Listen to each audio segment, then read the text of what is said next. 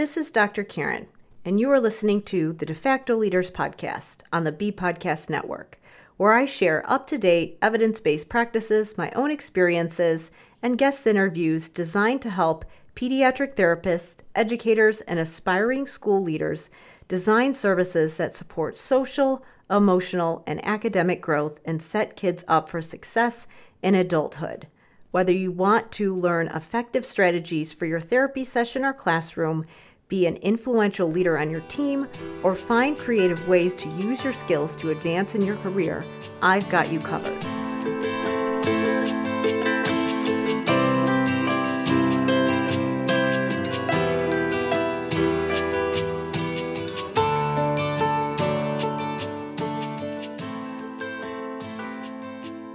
Hey everybody, it's Dr. Karen, and welcome to episode 181 of the De Facto Leaders podcast on the B Podcast Network.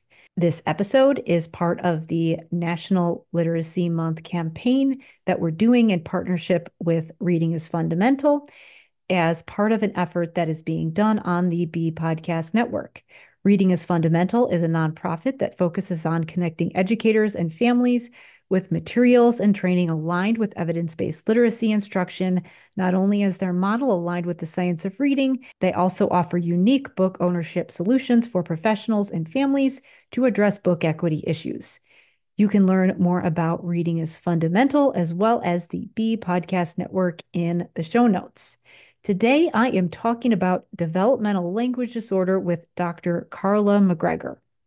Students who meet the criteria for developmental language disorder are often categorized as speech only in the school systems, and many cases these students qualify for special education services under the category of speech and language impaired, which puts speech-language pathologists who serve as case managers in a difficult position. Too often, kids with the speech-only designation only qualify for 30 to 40 minutes of direct interventions, and sometimes teams can make the case for support from additional special education staff, or sometimes students qualify for services under a different eligibility category, which allows them to get access to more services. But in many cases, school teams get pushback about providing anything besides direct language therapy, and there are all kinds of challenges with the handoff between speech and language and specific learning disability and how that looks when we transition to high school. Another factor to consider is that unlike other diagnoses that have other pathways to diagnosis in the early years, signs of DLD are often not identified until students start school. And DLD is an essential part of conversations surrounding literacy because there can be such a global impact on both academics as well as life outcomes. That's why I invited Dr. Carla McGregor to this episode to talk about developmental language disorder as part of this National Literacy Month series. Dr. Carla McGregor is a senior scientist at Boys Town National Research Hospital in Omaha, Nebraska, where she also serves as the senior director of the Center for Childhood Deafness, Language, and Learning. She is a professor emerita at the University of Iowa and a founding member and chair of dldandme.org. Dr. McGregor's scholarly work on developmental language disorder is funded by the National Institutes of Health, and she has also benefited from the support of the National Science Foundation and the American Speech Language Hearing Association. She is the former editor for the Journal of Speech, Language, and Hearing Research. Her awards include honors of the American Speech, Language, and Hearing Association and the Kiwanis Award for Lifetime Achievement in Publishing. She has been fortunate to mentor 12 doctoral students, 6 postdoctoral students, and numerous early career scientists. In this episode, we discuss developmental language disorder, characteristics, and overlaps with conditions like ADHD, autism, dyslexia, and auditory processing disorder. The conversation around the fact that school teams are permitted to use the term DLD in the schools, but talking about what that means in practice. We talk about how language disorders impact important life skills, such as the driver's test or understanding your Miranda rights. And we also discuss universal screeners and how reading screeners are an important opportunity to identify DLD, but they don't always catch every child who needs services. So, this is about reading, but it's also about way more than reading. I wanted to mention that as part of this National Literacy Month campaign, I am offering 25% off of Language Therapy Advanced Foundations and the School of Clinical Leadership if you join between September 15th and October 15th. The School of Clinical Leadership is my program that helps related service providers develop a strategic plan for putting executive functioning support in place in collaboration with their school teams. You can learn more about that program at drkarendudek-brannan.com/clinical leadership. And Language Therapy Advanced Foundations is my program that helps SLPs create a system for language therapy. You can learn more about Language Therapy Advanced Foundations at drkarenspeech.com/language therapy. You can get 25% off between September 15th and October 15th. And all you need to do to get that special rate is enter coupon code RIF25 on the checkout page to get the special rate. And if you are already a member of either program and you refer a friend during this time period, if they send me an email and let me know that you referred them, I will give you a $100 referral bonus. And you can have them email me at talktome@drkarenspeech.com. Now, please enjoy this episode with Dr. Carla McGregor.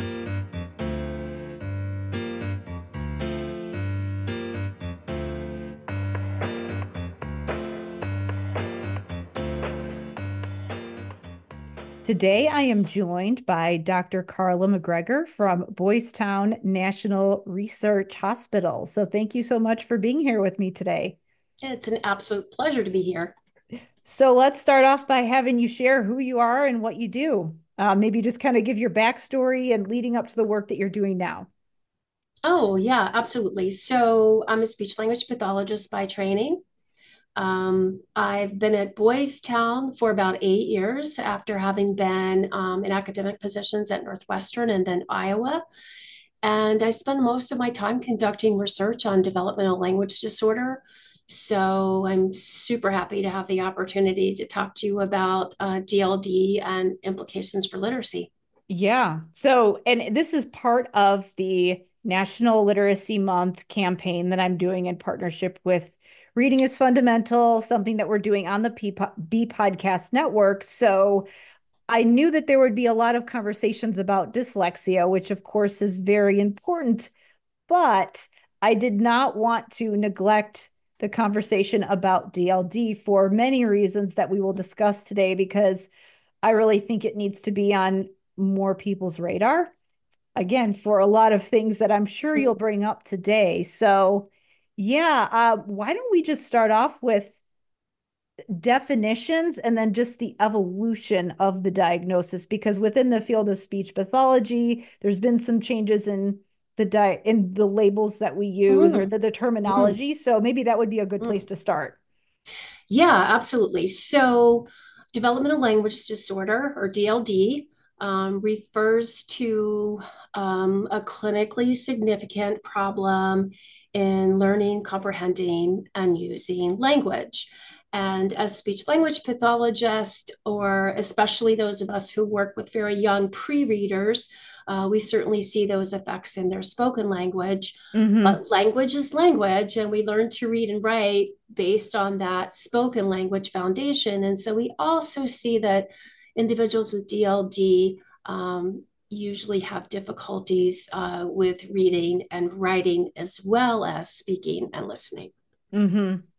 Yeah. So, what I've done in the past episodes for people is just kind of almost line up the different diagnoses that we might see, because we're often talking about comorbidities here. Mm-hmm, So, I mm-hmm. mean, if you were to talk about, I know that there's overlapping characteristics with something like dyslexia. So, if we just compared Right. those two things, what would be a way that you would explain the differences as far as hallmark characteristics that we might see if you were to Yeah, those two things? absolutely. That's a great question. So, for one, um, I guess I should start by saying that individuals with DLD are individuals. Hmm. So I'll talk about some general patterns, but Yeah. we all Hmm. know, teachers Right. know, SLPs know, Yeah. reading specialists know that every child is a bit different, one from the other.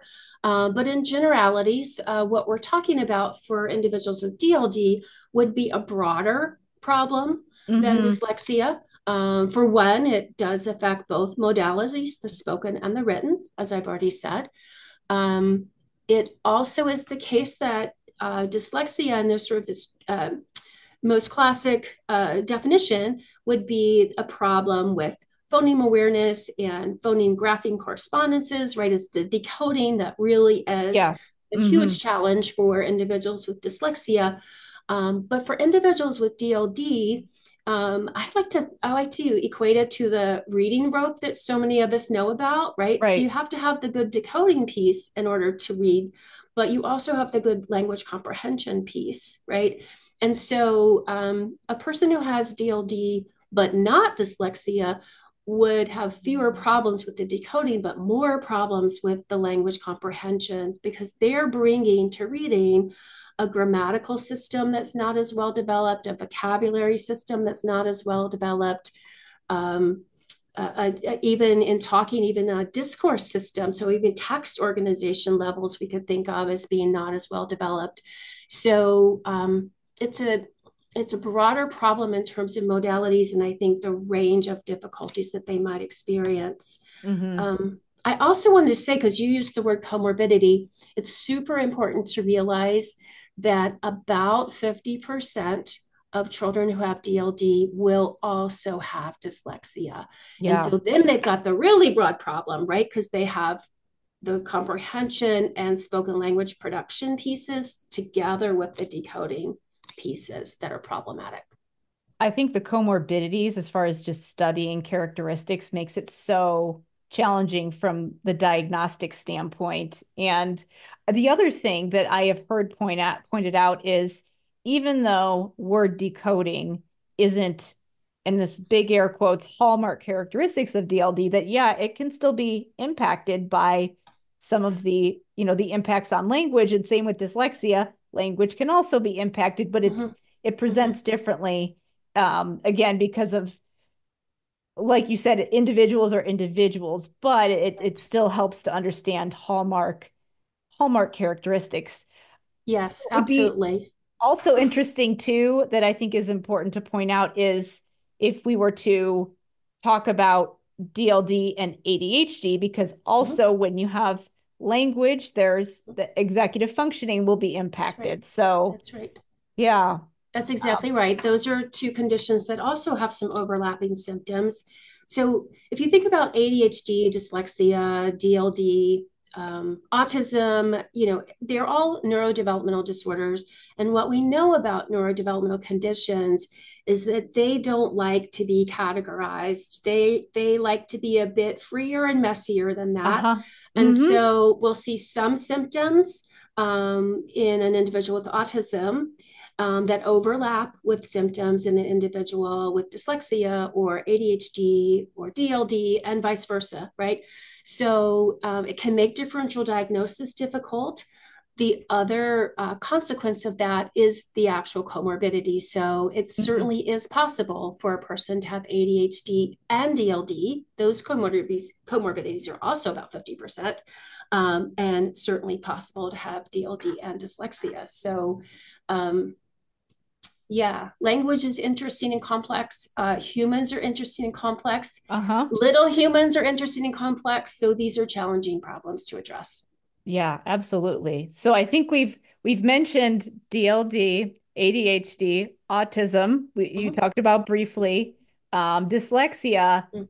So before we move on, should we throw another one in the mix and talk about auditory processing disorder and some of the, I Yeah. would say almost there's, some different ideas and debates around this, I know, in the field.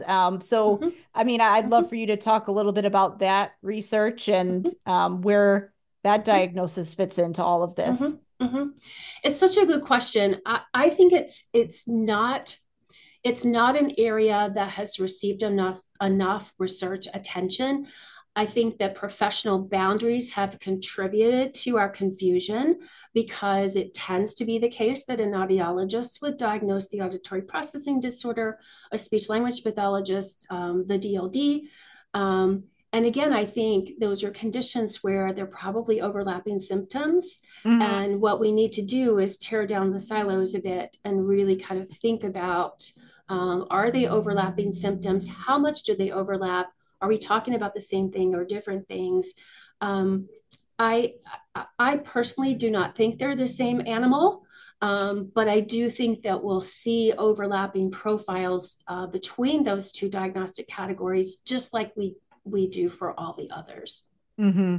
Yeah, I know that there's many people who aren't, sure if the central auditory processing disorder is a legitimate diagnosis, Mhm. and there's all Yes, kinds of debate yes, about that. I yeah. know that when in my pre-service training, the program that I went through was of the mindset that it does exist. Mhm. But I've heard other opinions and research and debates on that since I've been out in the field. Are you familiar with the work of Dorothy Bishop? I know that she's Of done course. some work on this Uh-huh. Uh-huh. with, Yeah. yeah. So just Yeah. kind of looking at the difference and, you know, the existence or the like how people diagnose all of these different um areas. Right, right.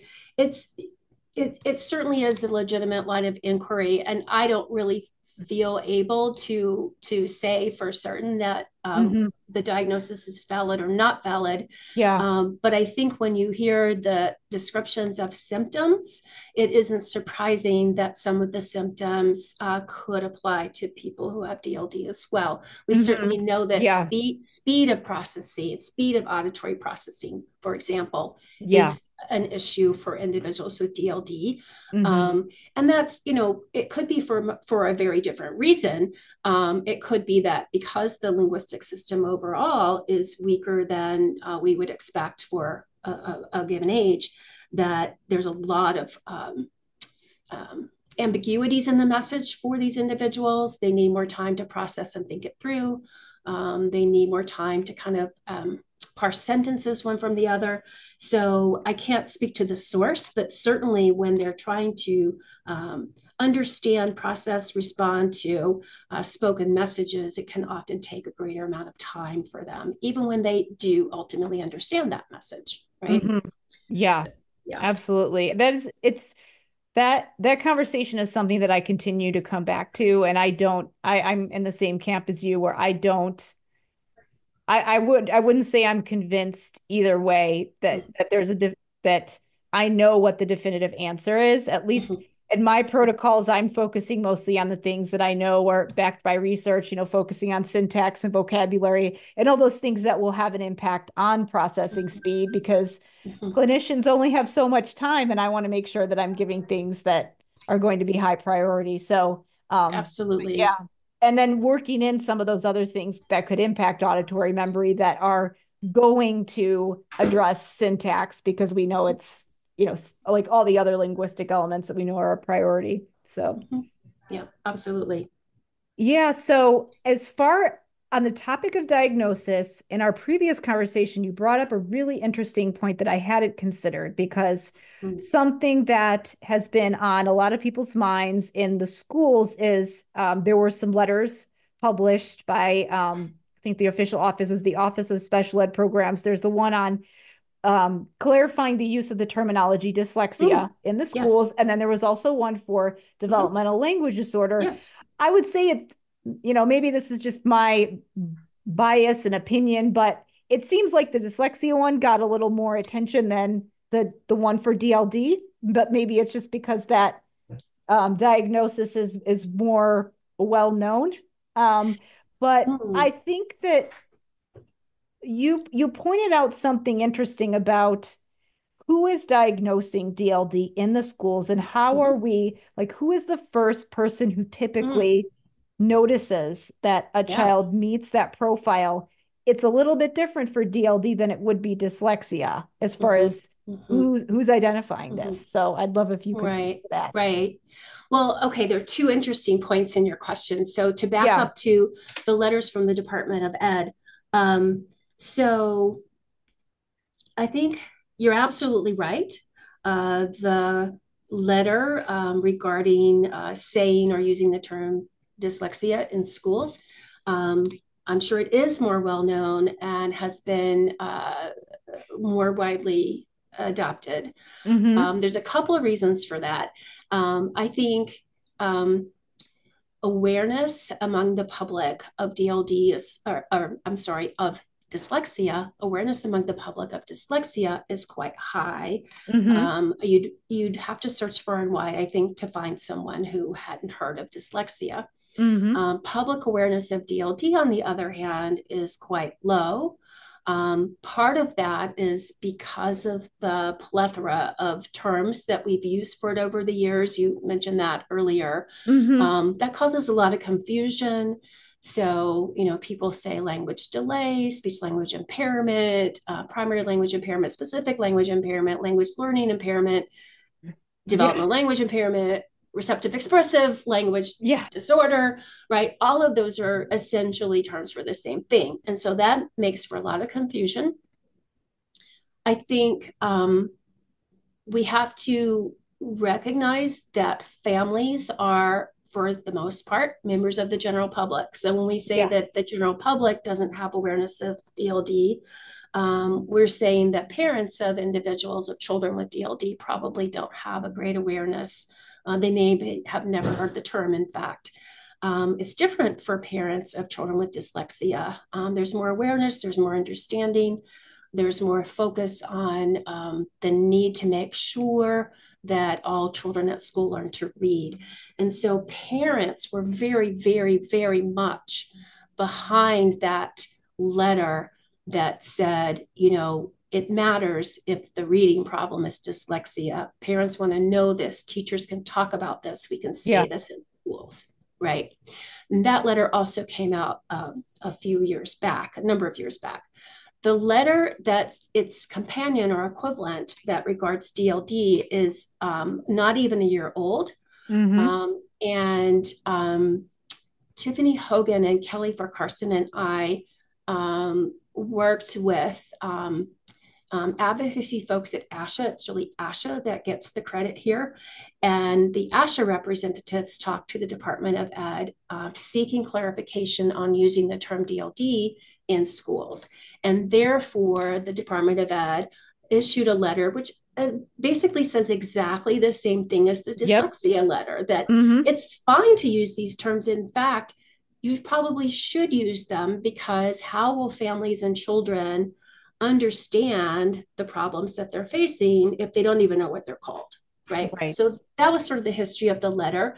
I hope, because it is essentially a new letter, and wonderful advocates like you are bringing forth opportunities for people to learn more about DLD. I'm hoping that it will get traction in much the Yeah. same way as the Mm-hmm. dyslexia letter. So that's sort of a little bit about that piece of your question. But it does bring up the second piece of your question, which is, how do families learn that their child has developmental language disorder? When we Mm-hmm. think about other developmental conditions, there's so often a care path in addition to schools. So we have a universal infant hearing screening. And so many, if not most, parents who have a child who's deaf or hard of hearing know that before the child goes to school, Mm-hmm. right? And Yeah. then the school works out with the parent what kinds of supports and accommodations that child needs. We could say the same thing about autism, about Down syndrome, about epilepsy, in some cases about dyslexia, that there are other care paths, more medically based or at least not school based, places where these conditions are diagnosed and treated. And the child not only has a parallel care path to the school care path, but they often even arrive at school knowing about that diagnosis. Mm-hmm. That comparable care path for individuals with DLD is almost non-existent. So There are exceptions, and I'm really happy to say that at Boys Town National Research Hospital, we have an outpatient clinic that's highly focused on services for individuals with DLD.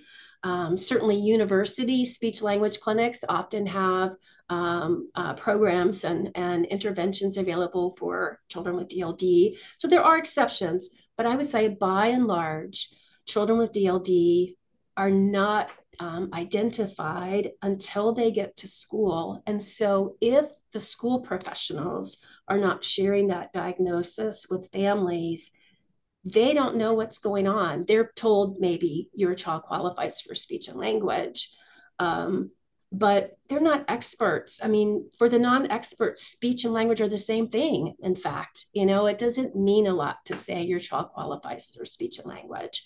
So I'm very passionate about encouraging people to use the term and share the diagnosis where it applies, so that families and older adolescents, middle school, high school students can have a greater awareness, understanding of themselves. Yeah. I mean, I think that if with the generic speech label, the way that that's interpreted in the schools and the way it plays out in what they're eligible in the schools is certainly relevant. So I guess one question, which I think I was confusing with both letters. Honestly, I think it was Mm, confusing with the letter with about dyslexia as well. And I've seen it explained in different parent advocacy groups, which I don't know. I don't know in a way that is helpful to parents mm, wanting to advocate for their children, but mm, saying that schools are permitted to use these terms. And what does mm, that mean when you get down to the specifics of planning the IEP and doing the documentation? Because like a lot of states, it's you have your eligibility categories and it's specific learning disability, it's um, speech and language impaired. So, and this is like how I'm thinking that it could look is they might still, in their eligibility category, be speech and language impaired, but the speech pathologist feels like they can put in the documentation, in the narrative, in the conversation, in their report that the child meets the criteria or is showing signs of yes, developmental language disorder. So yes. that's how it could look. And that's what that means. Because before it seemed like, oh, we're not allowed to say this word, but you're saying you can still use that broader category, but you can be specific with the families in your other documentation and your conversations. That's absolutely what I'm saying. Anyone who is um, providing special education in schools is going to have to use those broader categories because those are the qualifying categories Right. under Mm-hmm. IDEA, right? So we're not arguing that they should be swept to the side. So those are the broad categories under which someone might qualify for services. But under those broad umbrellas, just as there are several different, and there's apraxia, there's articulation disorder, Mm-hmm. there's certain Yeah. flavors of Right. speech problems, right? There's certain flavors of language problems. And so helping families to understand that the child qualifies for some help under the category speech language impairment, and the profile that the child is showing would suggest or would be consistent with a diagnosis of developmental language disorder. And then I think distinguishing the qualifying from the diagnosis satisfies maybe both needs. The same with dyslexia, right? Yeah. Because you could Mm-hmm. say they qualify under the umbrella of specific learning disability, and that particular learning disability is looking a lot like dyslexia for your child, right? So you Yeah. might want to find out more about dyslexia. I'm going to take a quick break here to talk about the School of Clinical Leadership and Language Therapy Advanced Foundations. As you're listening to the conversation, you're probably starting to realize how important it is for professionals to work on building their own skill sets for how they work directly with students, as well as understanding how systems work and putting strategic plans in place for working with the whole team, because you can make a big impact with direct intervention, but you can make an even bigger impact if you take it a step further and also think about leadership and advocacy. So I help you do both things in the School of Clinical Leadership and Language Therapy Advanced Foundations.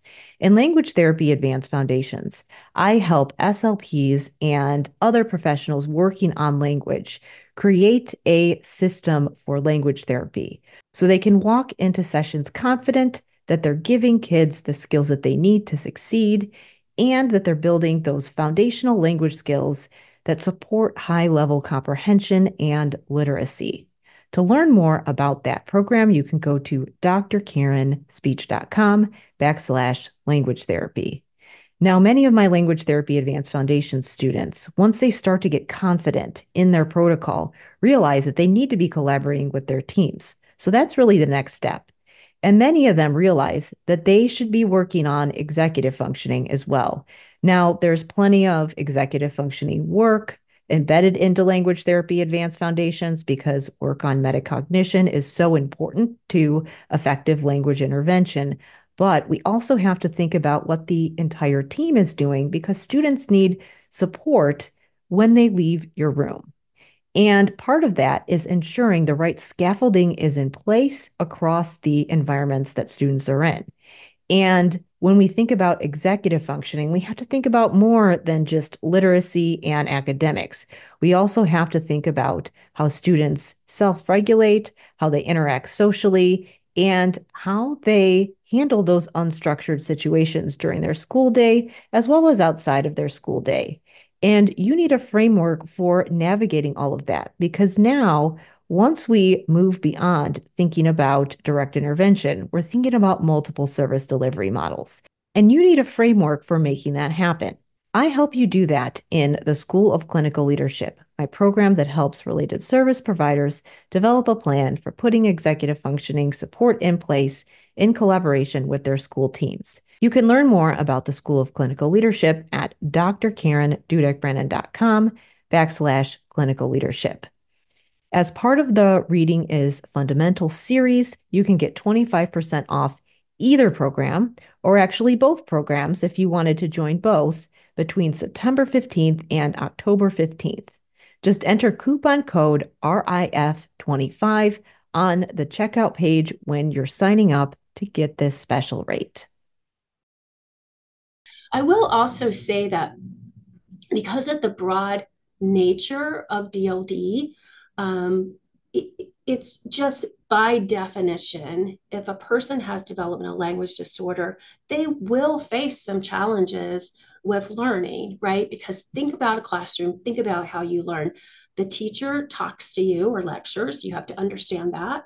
How do they assess your learning? Well, you have to write down your answers or explain something. That's language, right? When you're older, when you're fifth grade, sixth grade, high school, how else do you learn besides listening to the teacher and your peers? You read, right? So you reading comprehension there, right? Yeah. So learning is all about being able to access language. And so by definition, children with DLD face high risk for academic difficulties. And so many individuals with DLD will not only qualify under the category speech language impairment, but they might also qualify or instead qualify under the category specific learning disability. So you could have a student who fits that profile, but the impacts are significant enough that they could meet a different eligibility category in the schools.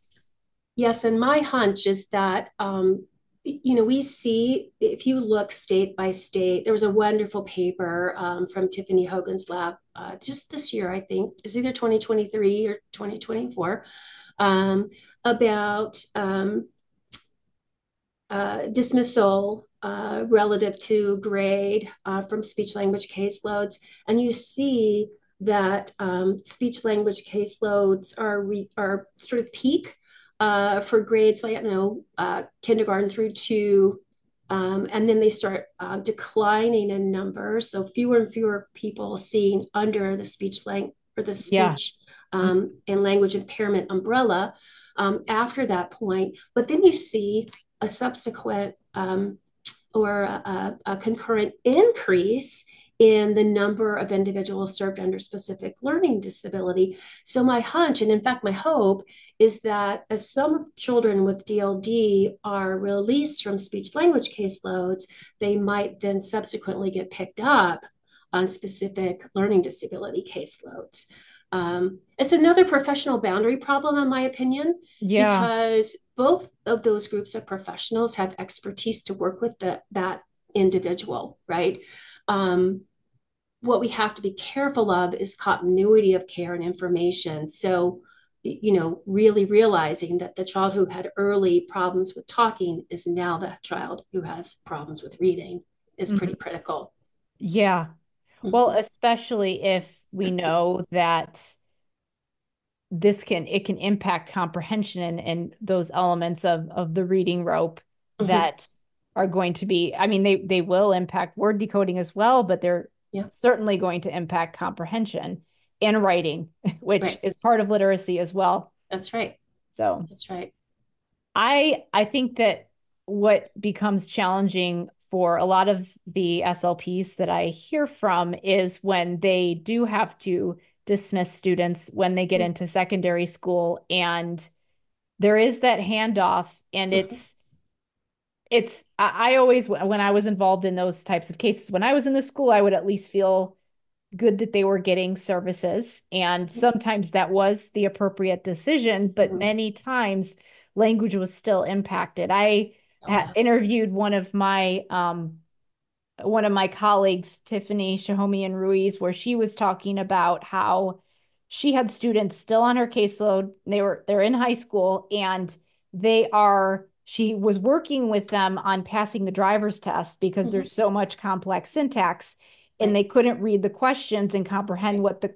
what the questions were asking to be able Right. to pass the driver's test, which Right. is Right. a very important life skill. Mm-hmm. So when we're thinking about, oh, it's just speech, it's like it kind Mm-hmm. of gets pushed to the wayside. And I think that's Mm-hmm. problematic, or especially when you know that there are students who are speech only and they could be qualifying for more. Reading is impacted, but they haven't Yeah. quite made that, Yeah. they haven't been identified yet by the Right. psychologist. And then Right. you're supposed to work with them for 30 minutes a week and address all of the things going on. Right. Right. So, Right. yeah.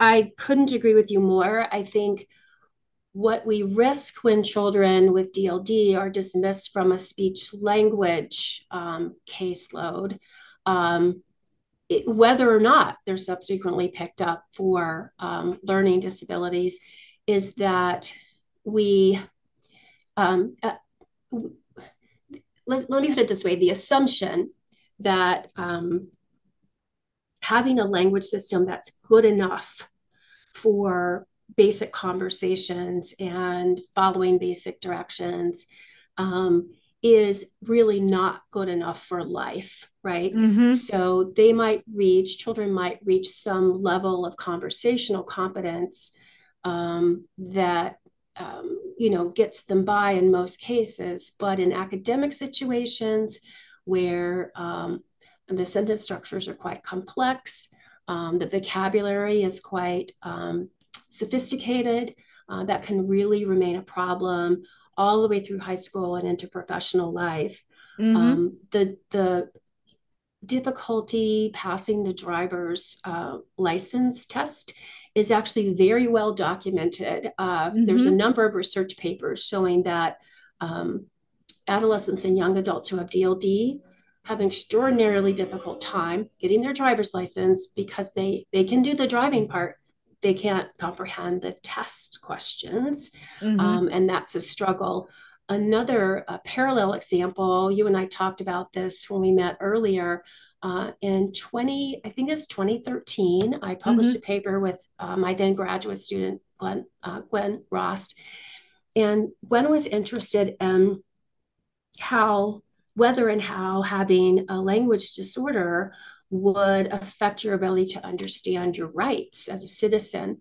And Mm-hmm. so we dug into the Miranda rights. And so everyone knows what Miranda rights are because we watch movies and Law and Order and stuff like that. Yeah. And you hear Uh-huh. them, right? Every time Uh-huh. you have the right to remain silent, blah, blah, blah, right?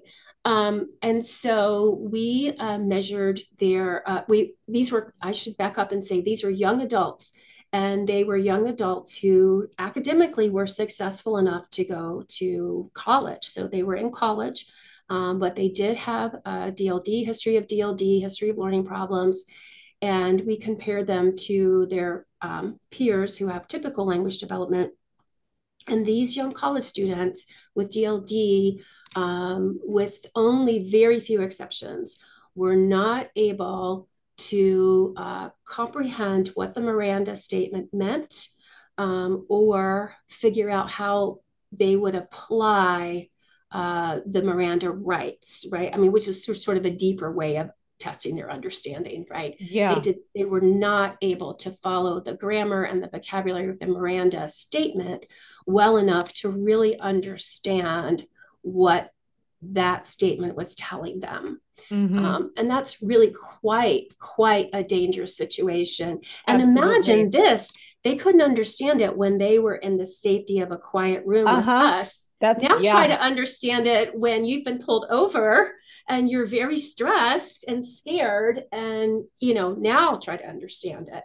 Mm-hmm. So these are real impacts, and they don't go away when a child has been dismissed from a caseload, um, which really suggests that continuous monitoring. I really don't think they should be on caseloads for their whole lifetime. If they're functioning well enough at Right. that moment, even in challenging conditions, great, that's great. But I don't think we should just decide now they're cured. Routine monitoring, surveillance. This is another reason why families need to understand this condition, because mom and dad might be able to say, not being in any kind of special services was really fine for my child when my child was in the third, fourth, and fifth grade. But now that they're starting middle school, they're struggling again. Mm-hmm. Right. Well, that's the language problem rearing its head again when the child is in a more complicated linguistic environment. Mm-hmm. I think that final statement is really important because I think that sometimes people will say like, well, they can have a basic conversation and you need to have soft skills, which you do need to have Yep. soft skills. That's very important. Mm-hmm. But we underestimate the complexity of the language in a lot of the tasks that you have to do in adulthood Right. for jobs, not just jobs that are very academic. I one of my I'm just thinking of a couple examples besides the driver's test, just what you have to do for job applications Right. or emails, writing to people. Mm-hmm. I catch myself all the time when I have a meeting with somebody, we have this conversation, and then you have to write a follow-up email with bullet points. And this is what we covered Mm-hmm. all the time. Like I catch myself making typos or using Right. sentences that, I Right. mean, just the amount of awareness and the ability Right. to string thoughts together. Right. It's even if you are in a job that isn't, again, academic, requiring a lot of, like the typical things that we think of. Yeah. I think that there's places where you have to do reading and writing if you're taking inventory and you're reading forms and you Absolutely. are. Well, the other thing that is really important to bring up is that so we had the driver's test, which is written, and then Mm-hmm. you gave the example of the Miranda rights, which is oral. Right. So it's both ways. We need those Mm-hmm. two modalities. And so you can't Mm-hmm. really, it's very hard to escape, even if Mm-hmm. you do offer accommodations, which we obviously should do. But if people say, oh, well, if they have challenges with reading, we can just read it to them. Well, Mm-hmm. what if they have a language Mm-hmm. with challenges processing language? Is that Mm-hmm. accommodation going to be Mm-hmm. as helpful for them if we don't address the language issues? And the way you just explained that is like the perfect answer to your earlier question. What are the differences between dyslexia Mm-hmm. and DLD?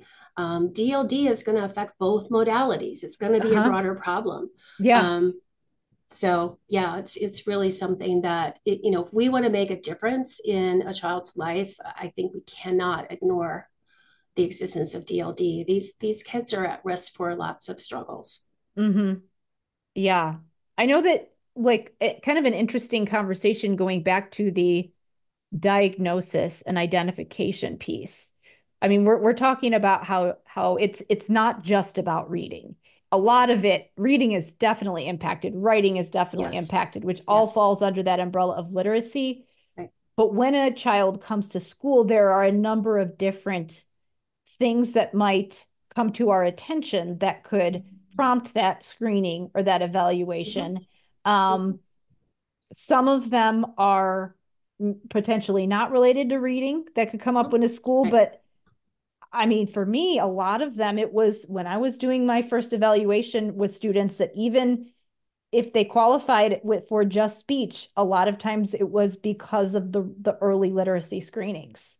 I mean, that Mhm. was an entry point for a lot of kids. Has that been Yeah. your experience as well, or have you seen more of a span with school I age? think, well, I think schools, there's lots of variation from school to Yeah. school, but Hmm. I think more schools um, use universal screening to identify potential reading Hmm. problems, children at risk for reading problems, than they use to identify children with broader spoken and written language problems. Yeah. Hmm. And so I do agree that these early literacy or pre-literacy screeners will often identify children who have DLD, but they're also going to miss a lot of children who have Uh-huh. DLD. Hmm.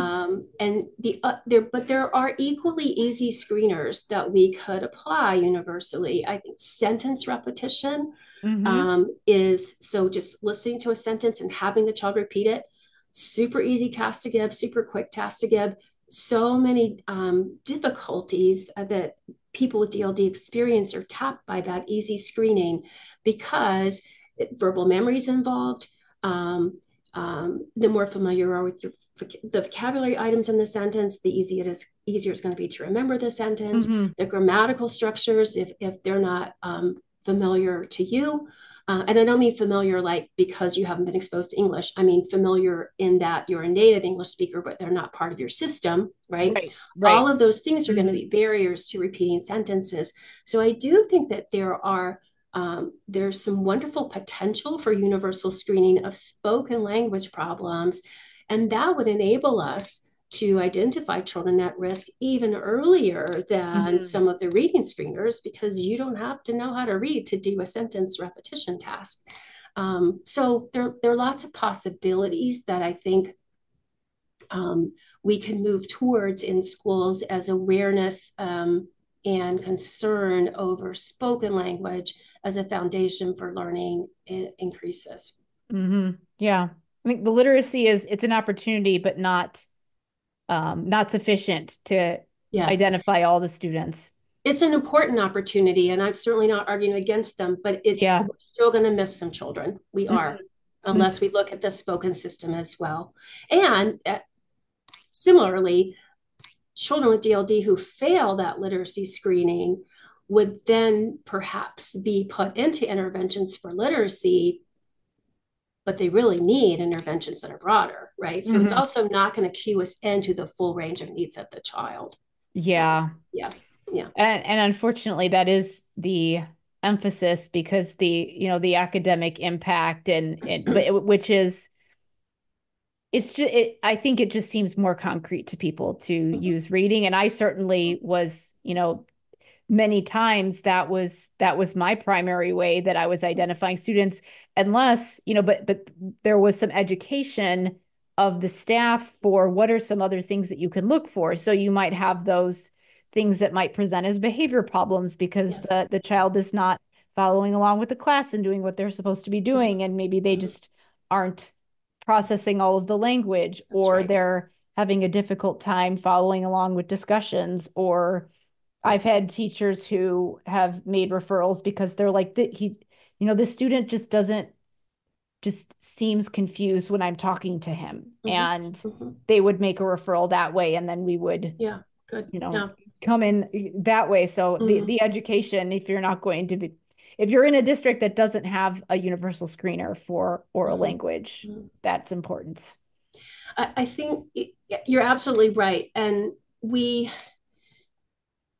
we're all concerned about academic impact, and I think we have to realize that academic impact is means much more than can they read and write, right? Mm-hmm. So like you said, a child who is having a lot of behavior problems, either internalizing like withdrawn or externalizing like, being rambunctious, to the point that they are not able to access their educational opportunities.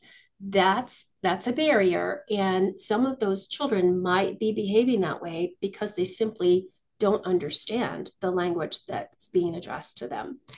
I would say that any child who because of the high rates of comorbidity, I would say any child who has ADHD, any child who has dyslexia, any child who has a behavior problem should be screened for spoken language problems as well, Mm-hmm. because that could be the source, or it could be a comorbid condition that is, they might genuinely have ADHD, but they also have DLD. That's not making it any better, right? We Mm-hmm. need to Mm-hmm. address the whole child. Yeah. Yeah. Yeah, absolutely. Mm-hmm. Huh, so many different examples. It's interesting that we're talking about reading, but it's not just reading, That's but right. Yeah. it's all of these different pieces that Mm-hmm. and part of it is just understanding that literacy is more than just reading, but also part of I think the other thing is that kids, if they can't access their education, they won't be able to make progress with reading That's in right. the explicit reading instruction that they're getting if they That's right. aren't able to, follow along for That's whatever right. reason because of a comorbid condition or a Yeah. diagnosis. Yeah. That's exactly right. Another concern I have about the universal reading screenings is a lot of them are limited to K-3, that at Mhm. least that I've read about. And I Yeah, understand why. I understand yeah, why. Those are the critical years for learning to read. The learning to decode is really an emphasis there. And we even talk about the learning to read period. And then about third or fourth grade, we shift over to reading to learn, right? And so, because a lot of children, 50% of them with DLD will not have dyslexia, they might not be picked up by any kind of screening that's focused on decoding. They might do fine with that. But then you get to fourth, fifth, or sixth grade where now you're reading to learn. It's all about the language comprehension, um, and the language expression of showing what you have learned by that reading. And that's where they'll start to fall apart. And so, if we limit even the reading screenings by only doing K-3, we're going to miss a lot of kids with DLD.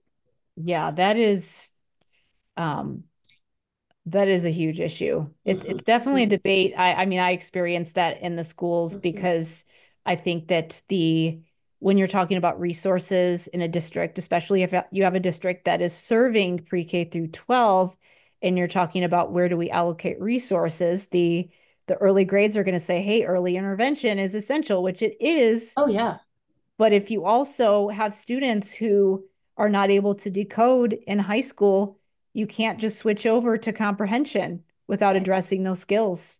right, So, right. yeah. Exactly.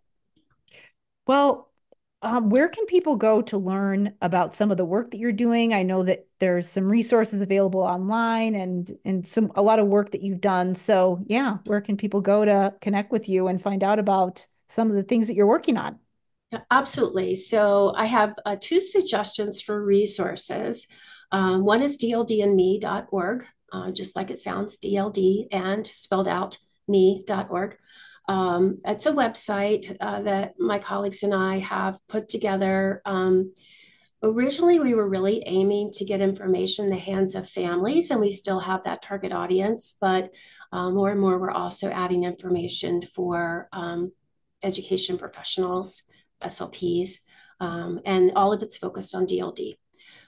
Another resource, I know Reading Rockets is a pretty popular Hmm. resource for those of us who are interested in literacy and children's learning to read.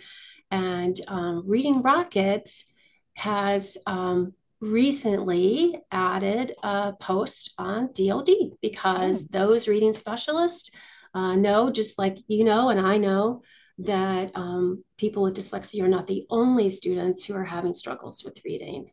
So I was really pleased that they branched out into covering issues related to DLD on Reading Rockets. So that might Mhm. be Yeah. another place to look. And then to access my work, you can always email me. Email at Boys Town is so easy because it's always the person's first name and the person's last name. So Yeah. Carla, Karla dot McGregor, McGregor at boystown.org. You can always email me directly. I'm happy for you to do that. And then I also have a website where you can read all of my papers if you need a good way to go to sleep at night. And that's a Wix site. So it would Okay. be, it's carlamcgregor.wixsite.com Okay. slash my work. So yeah, I'm happy to hear from people. I'm again so excited to have this opportunity to either introduce or hopefully explain better DLD to those listeners who don't know about it or just know a little bit about it. Hmm. And I have so much hope that we're going to really start to make a difference for these kids because of the awareness efforts of people like you, Karen. So I thank you. Oh, thank you so much for saying that and for being here. Yeah, my pleasure.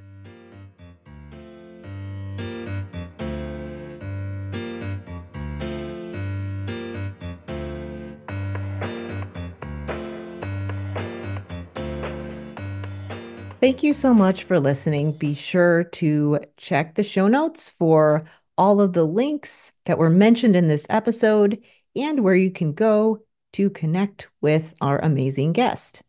In this episode, I mentioned the School of Clinical Leadership, my program that helps related service providers develop a strategic plan for putting executive functioning support in place in collaboration with their school teams. You can learn more about that program at drkarendudek-brannan.com/clinical leadership. And I also mentioned Language Therapy Advanced Foundations, my program that helps SLPs create a system for language therapy. You can learn more about that program at drkarenspeech.com/language therapy. You can get 25% off either the School of Clinical Leadership or Language Therapy Advanced Foundations as part of the Reading as Fundamental series when you join either program, or actually you could join both programs if you want to, between September 15th and October 15th. All you need to do to get 25% off of either program or both programs is enter coupon code RIF25 on the checkout page when you sign up. Here's what you can do right now to support the Reading is Fundamental campaign and this special series that we're doing on De facto Leaders. First, you can go to Apple or Spotify or any other directory you use for podcasts and subscribe to the De facto Leaders podcast. Once you listen to an episode or two, leave me a rating and review because that helps get my show into the hands of people who need the information. Finally, if you have a colleague or friend who needs to learn more about the research surrounding language and literacy, or you want to spread the word about practices and ideas you'd like to see in your school, community, or state, then tell them about De facto Leaders so they can listen to all of the episodes in this special series. As always, thank you so much for listening, and I will see you next time.